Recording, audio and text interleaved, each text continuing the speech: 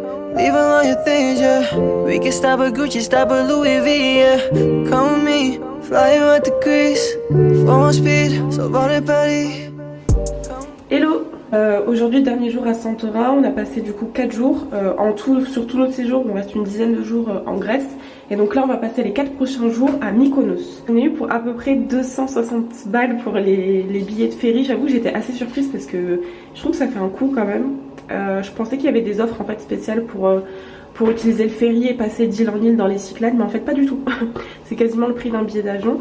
Mais voilà, je pense que sinon 3-4 jours pour Santorin c'est largement suffisant.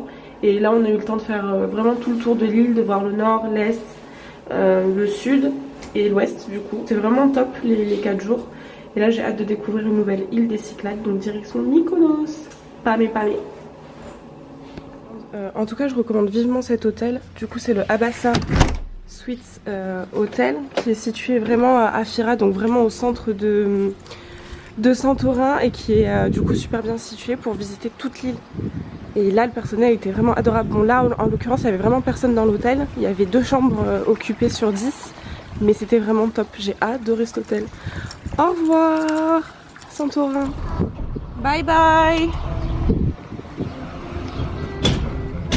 Direction Mykonos.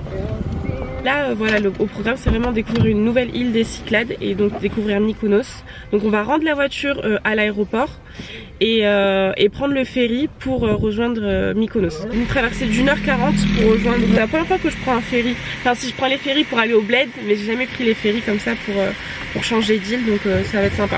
Je sais qu'on peut aussi prendre le ferry avec une voiture. Nous c'est pas ce qu'on a choisi de faire.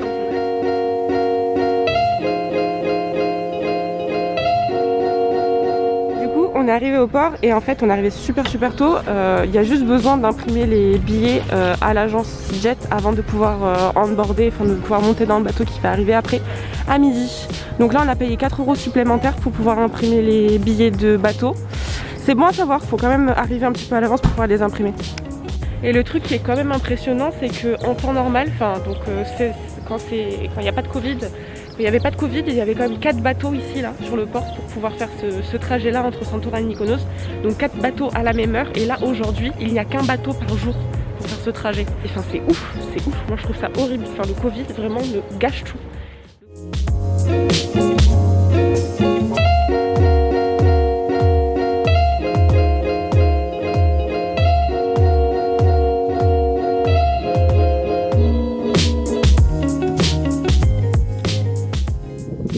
On est bien arrivé à Mykonos, donc là on est dans le 2e logement du séjour. Cette fois-ci j'ai pris directement un Airbnb.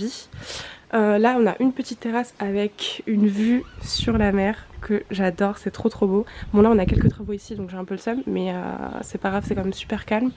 Donc la terrasse, le petit studio ici. Donc là on a placard, lit, hop, une petite table avec 2 chaises, télé et Netflix. La vue sur la mer, la petite kitchenette juste là. J'ai laissé le meilleur pour la fin, la salle de bain que je trouve ouf, super originale. Le noir il est trop beau sérieusement. J'ai payé 315 € pour les 4 nuits. Donc 315 € pour 4 nuits c'est quand même raisonnable. Hop. Et là, la douche.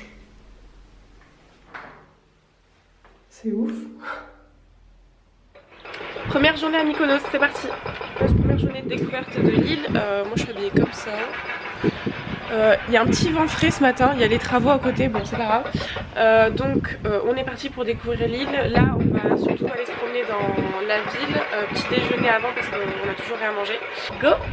Hello! En direct de Mykonos. Aujourd'hui c'est la première journée d'exploration de... Du coup le spot de ce matin c'est The Liberty Breakfast Room Mykonos.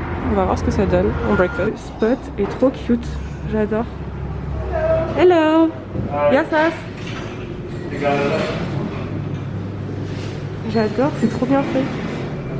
Sorry. No worries. Oh, sorry. Et ici, il y a une terrasse avec vue sur mer. J'adore, c'est trop beau.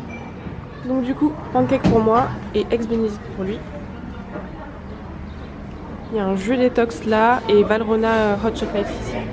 Et la vue, faut quand même savoir que Mykonos reste cher. Je pense que c'est une des îles des Cyclades qui est la plus chère de toutes. Et là je trouve quand même que c'est un peu plus cher qu'à Santorin, ça c'est sûr. Mais voilà, il faut le savoir. Au programme du coup, petite balade dans les rues de Mykonos, c'est parti. On va découvrir un petit peu la ville, le centre-ville et surtout tout ce qui est super connu, les petites maisons, les petites rues. Alors je pense qu'on a quand même pas mal de chance parce que déjà par rapport à Santorin, il y a quand même beaucoup plus de boutiques et des restos qui sont ouverts. Après je pense qu'ils vont ouvrir vraiment petit à petit. Là on est le 19 mai il me semble, donc on est quand même fermé. Donc ils vont réouvrir petit à petit pour cet été et pour être vraiment en place pour la saison. Là en tout cas il n'y a personne dans les rues. Il n'y a vraiment pas grand monde. Et je pense que ça c'est quand même un point positif du Covid, c'est que ça permet quand même de visiter avec beaucoup moins de monde dans les rues et beaucoup moins de personnes qui voyagent. Donc on est arrivé sur une petite vue en hauteur. Là il y a un moulin. Comme c'est canon.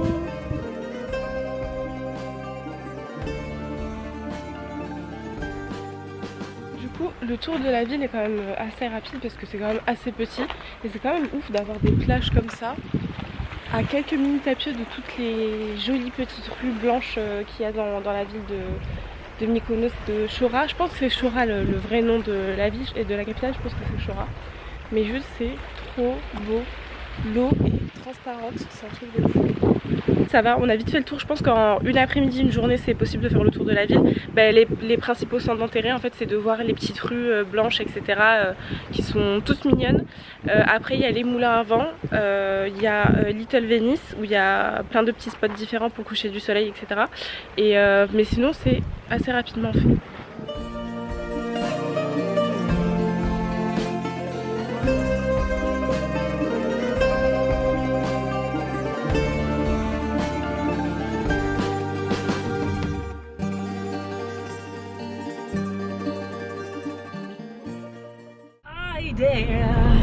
Bonjour. Je refais. Salut. Bon, aujourd'hui au programme direction le sud de l'île, donc on va enfin aller à la plage. Bon, on est quand même fin mai, donc l'eau reste fraîche. Je pense qu'elle a une vingtaine de degrés. Moi je me baigne plutôt à 24-25. Donc ça reste quand même assez frais, mais on va aller voir les plages du sud de l'île, donc Super Beach, Psaru, voilà des spots comme ça. De toute façon je mettrai le nom comme d'habitude des spots. Il fait encore super beau. Je sais pas si ce vlog va être vraiment très intéressant parce qu'en fait on fait que de visiter, on fait que visiter Santorin, on fait que visiter Mykonos et on fait pas vraiment d'activité parce que l'activité c'est déjà de visiter. Mais après je pense qu'il y a pas mal d'activités type catamaran, il y a des randonnées à faire, enfin c'est vraiment très très joli. L'île est très belle, donc je pense qu'il y a des beaux points de vue pour prendre un peu de hauteur et faire des randonnées pour les gens qui aiment les randonnées. Nous on est plutôt en mode tranquille pour une fois, c'est les premières vacances où voilà c'est quand même assez calme, enfin on voulait que ce soit assez calme. Je confirme que la nourriture grecque est l'une des meilleures d'Europe, enfin si ce n'est pour moi en tout cas la meilleure d'Europe. Donc l'année dernière on avait déjà mangé plusieurs fois à Chania dans des restos différents et c'était excellent. Là Santorin c'était bon aussi, mais Mykonos c'est level up, c'est très très très bon aussi, la nourriture est très bonne. Dans des petits restos qui ont l'impression que c'est juste un petit boui-boui, on peut manger des choses vraiment très très bonnes. C'est des produits qui sont frais, c'est local, le poisson, les fruits, les légumes, c'est excellent. Voilà, juste profiter de ça, c'est largement suffisant. Après, faut garder en tête que Mykonos reste quand même assez cher. Il y a plein de personnes qui m'ont dit que non, pour eux ça n'avait pas été très cher. Après c'est une personne qui avait visité l'île en 2015, c'était 2016. Donc je pense que depuis là en 2021, c'est beaucoup plus cher et Mykonos a passé un certain niveau et c'est plutôt du style Ibiza, Saint-Tropez, tout ça quoi. C'est plutôt ce style là maintenant. Mais c'est drôle comme en Grèce aussi, en fonction des îles, ils arrivent quand même à avoir une clientèle assez différente. J'ai remarqué que voilà, ici Mykonos c'est quand même plutôt branché, c'est plutôt Saint-Tropez, c'est plutôt Ibiza, tout ça. Santorin c'est plutôt les couples, demandent en mariage, c'est vraiment ça le thème de Santorin. Et la Crète qu'on avait fait l'année dernière, c'était plutôt familial, c'était vraiment parfait pour les familles la Crète. Donc voilà, c'est drôle de pouvoir voilà, dans un même pays correspondre à différentes catégories de personnes et de voyageurs. C'est top, c'est vraiment un pays complet la Grèce. On trouve forcément quelque chose pour passer un bon moment. Donc voilà. Du coup on est en train de, on a fait le tour de Namos Village et là on vient d'arriver devant Psaru Beach et en fait c'est non, mais je pense qu'on a énormément de chance parce que là on parlait avec un grec, un local, et il nous disait que là on a beaucoup de chance parce que normalement en temps normal c'est même pas possible de marcher ici et de se promener sans qu'il y ait, enfin c'est hyper packed quoi, il y a énormément de monde et normalement il faut compter au moins 300 € pour pouvoir, enfin il faut consommer 300 € avec de l'alcool etc pour pouvoir rester et occuper un petit peu la plage qui est ici. Donc pour rester sur Psaru Beach normalement il y a un certain montant à dépenser, donc là c'est quand même impressionnant de pouvoir profiter de la plage sans rien.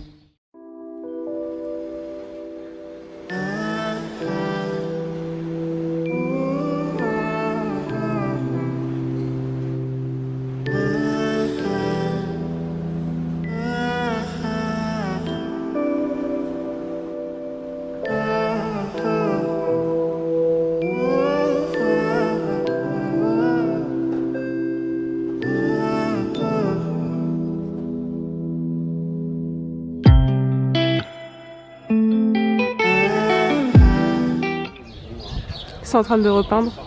Quoi? Super bien fait, tout est blanc avec les noms des marques dessus, la Louis Vuitton, la Hey Hey, Dior. Bon, Namos Village et Psaru Beach c'est fait et c'est validé. Franchement on se demande qu'est-ce que ça donne en saison haute et en juin-juillet parce que déjà le parking il est inexistant. Donc je me demande où les gens se garent etc. Ça doit être vraiment très compliqué vu que les routes sont aussi très étroites et très petites. Donc avec la voiture ça doit être très compliqué de venir jusqu'ici. Et au niveau pour se placer sur la plage, c'est surtout il y a 2-3 restos et beach clubs qui ont leur transat et espace réservé privé où là il faut débourser entre 200 € minimum je pense pour le transat ou pour consommer de l'alcool etc. Et après il y a le reste de la plage mais la plage n'est pas si grande que ça, donc je me demande comment ça se passe en plein été.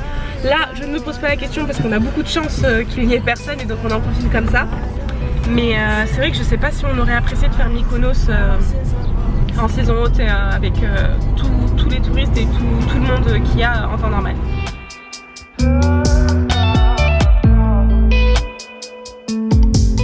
Là on est à Paradise Beach, moi j'avoue que je préfère quand même Psaru Beach.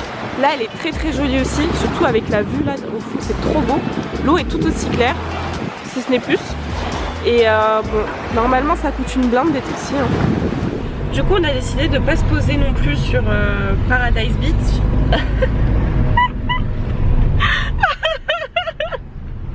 Coupé.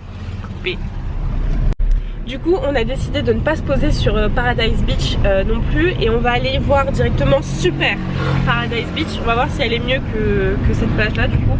Par contre Super Paradise Beach est un petit peu plus loin, elle est à 14 minutes en tout cas de Paradise Beach. Ça va, c'est toujours des distances en tout cas qui permettent de faire plusieurs plages et de voir plusieurs choses dans la même journée, dans la même après-midi.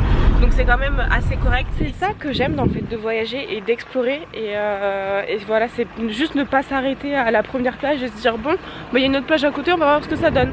Il y a un autre truc à côté, on va voir ce que ça donne. Et en fait c'est comme ça qu'on découvre des spots qui sont mieux que d'autres. Souvent tu as le point touristique mais autour il y a des trucs qui sont tout aussi beaux. Moi c'est ce qui me plaît.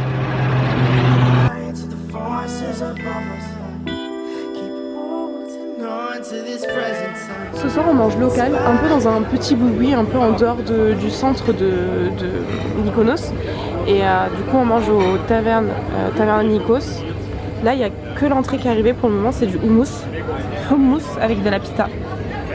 Ça a l'air super bon. En tout cas c'est beaucoup moins cher que vraiment dans le centre. Homard pour moi avec pâtes. Là c'était du hummus.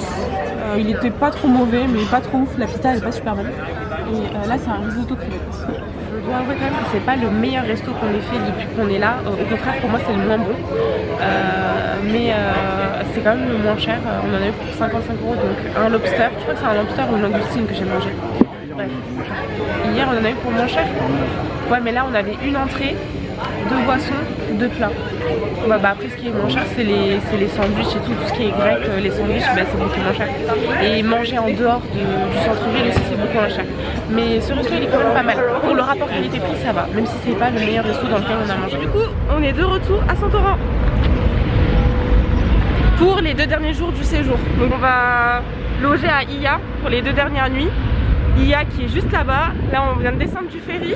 Il avait encore 1 heure de retard, donc ça c'est bon à savoir parce que si par exemple vous avez un vol, un avion à prendre pour rentrer en France le même jour, bah faut vraiment je vous conseille de le prendre bien à l'avance, voire 1 ou 2 jours à l'avance le bateau parce qu'il peut vite être annulé. Donc franchement si je dois faire un rapide comparatif entre Mykonos et Santorin, donc Santorin ça reste vraiment l'île pour les couples, pour les demandes en mariage, etc.